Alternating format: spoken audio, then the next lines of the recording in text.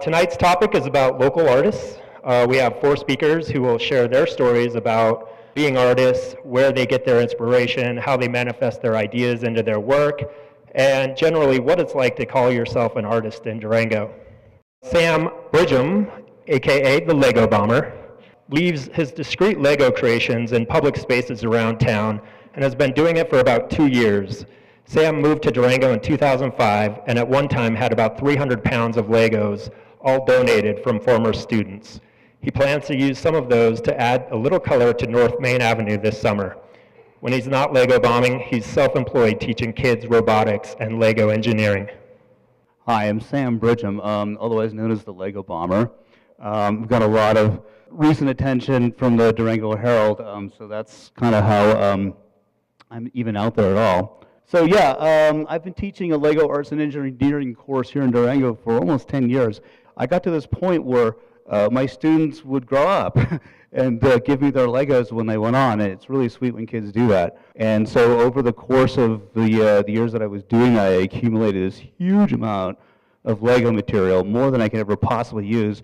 And around about that time, I turned 50 years old, so 300 pounds of Lego was not fun to have around in the house anymore. So I was sort of short on inspiration too, because I've been doing this for a while. I got to keep moving in whatever I do. I got to keep learning and doing different things. And robotics and engineering straight up was starting to feel tedious and sort of done. And so I didn't know what else to do. So I was just laying in bed, just wondering, what am I going to do with all this stuff? And I'm not ordinarily a praying man, you know. But that night I broke, and they said, "What am I going to do with all this stuff?" I got nothing. I just got like black emptiness. And so instead I was just filled with this impulse to go vandalize something, you know, just go out and hit it hard, whatever it was. And that, you know, I'm an adult. I can't get away with that stuff anymore. So I'd heard about yarn bombing, which was this thing that kicked off in Europe where people would crochet around mailboxes and trees and anything that was standing still. And I don't have any yarn, but I did have a lot of Lego. So I just went over to Brad and I just hit one of the columns. And there we go. Okay, so we're rolling here. So anyway, a little bit about this guy. So I brought this in as a talisman to ward off evil in case any of y'all are evil. So far, you've stayed away, if you are. And I'd just like to pass it around just as a show and tell. And go ahead and touch it and fool with it, because there's a story to everything in here. And I think I'm just going to have to blaze through these things. So all the Legos that you see, including what you've got in your hands there, has been in the hands of, you know, probably 3 or 4 dozen children over the course of its life in Durango, and now it's something else. So some cultures, when they do their traditional art, they sort of imbue them with their own spirit in some way. I think in Hawaiian it's called mana. You know, when you make something, your spirit goes into it. And so I don't believe that, but there is a story that goes along with that you know, coincides with that idea. So to that extent that there's a story about it that's true, you know, you're adding spirit to it just by touching it. And so these just went up in various places, just sort of randomly. And I started out engineering because that's sort of what I taught.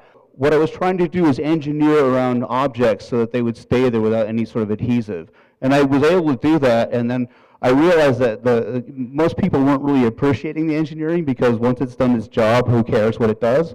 So I started dressing it up more and more. And I started getting a little bit more abstract with it.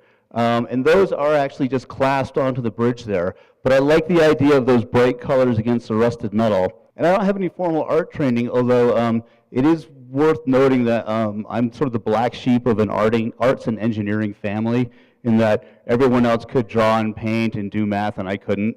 So I managed to finally stitch them together with what you see here. And I discovered that other people were interested in doing this too, so I thought, okay, I'll just hand it over. And it just pops up in all kinds of places. So as soon as I stopped doing flowers, I discovered, like, okay, I have all these pieces that are sort of insect-y and skeleton-like. What am I going to do with those? And I started making creatures, and then I started making little stories for them, like, this guy got lost.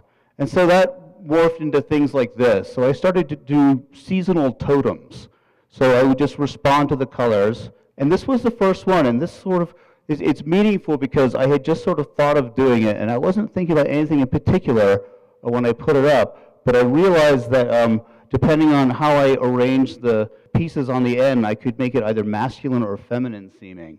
And the colors sort of played along with both. That's the sort of thing where I would put it on a tree as if it were some sort of cicada or a moth, just to sort of play with that against the texture of the bark, because I really love bark too. I mean, bark is fantastic.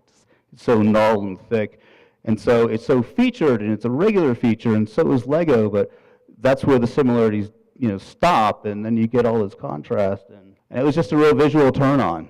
This was a piece that appeared in the Durango Arts Center juried show last fall, and it was my first piece in any show ever. And what it is several projects that I'd had going on for years. And yeah, so that's what goes on in my head pretty much all the time.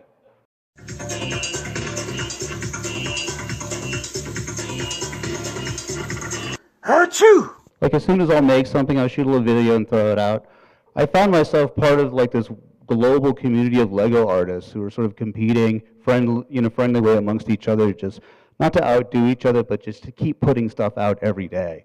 And that seems to be a good way to perform it. So I was just recently out on the Navajo res with some of my Navajo relations out there, and after our ceremony. And by the way, I discovered that robots really don't belong in teepees. You can just leave them in the car. This is my nephew there on the left there, and I've given him a piece to mess with, to fix. And you'll see sort of what goes on in my classes and where my classes can happen. So this is where the really key aspect of delight comes up. I mean, I meant to talk about that first, but that's how it works. I call them Lego bombs because they go off in your mind, and the effect of a really high yield Lego bomb will trigger a dopamine cascade or a serotonin rush in your head. And what happens is that all your problems go away. They're gone. They go to this place that I call the lacuna. The lacuna is every place you can't see and don't even think to look.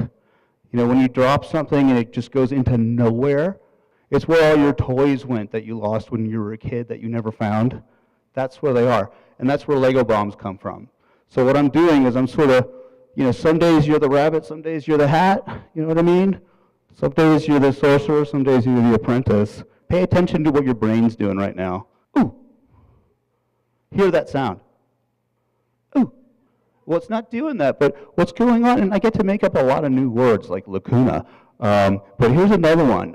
One of my Japanese, I don't want to call him a colleague because he's so far above me, but Isagawa-san, I asked him, well, is there a Japanese word for the sound that goes off in your head when you see something that should make a sound but you can't hear it? And he said, I don't know. So I made one up in English, and let's see, I think I called it animacoustics. So anima meaning mind, and acoustics meaning sound. So the sound in your mind when you see something.